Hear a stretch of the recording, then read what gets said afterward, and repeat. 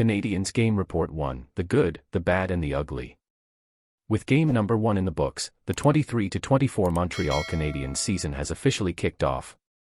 There were many positives and a few itches that will need scratching, but overall, the second youngest National Hockey League, NHL, team held its own against a legitimate Stanley Cup contender, all the way until the very end. And while a game doesn't make a season, here's what we've learned in this shootout loss to the Toronto Maple Leafs. The good, the new Doc Sky line.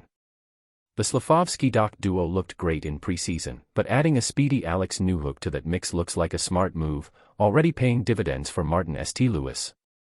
They were a force out there, with a combined 5 points on the night, controlling play, and creating all kinds of scoring chances on the rush.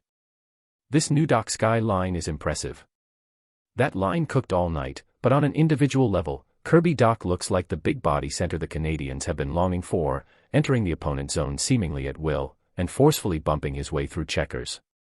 Dach creates space for his teammates and has been frankly impressive.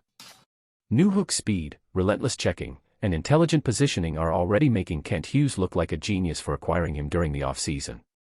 Hello fan, how are you? Before continuing, leave a like on my video so that YouTube can share this important analysis with more fans. The bad, leaving a shaky goaltender hanging. The Leafs are a well-oiled, offensive juggernaut, in the regular season, at least, so any matchup with the Canadiens could be expected to be a one-sided affair.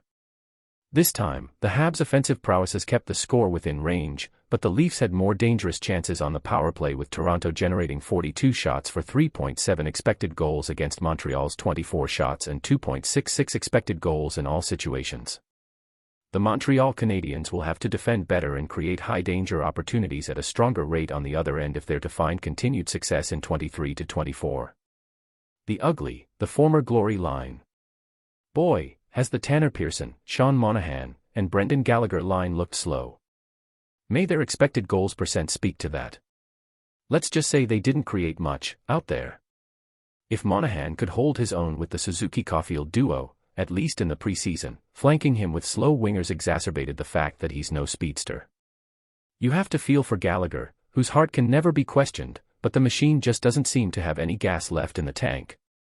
The danger is, with Joel Armia gone, that Habs fans will inevitably turn to a new lightning rod for their criticism, and by the looks of it, he should make for an easy target. Truth be told, if his contract wasn't so awful, he'd likely have been bought out by now, or sent in the minors. But as Roberto Luongo once said, his contract sucks, and Kent Hughes is handcuffed by it. So fan, what do you think of this news? Do you agree or disagree? Share your opinion in the comments. Stay tuned because I'll be back at any moment with more news.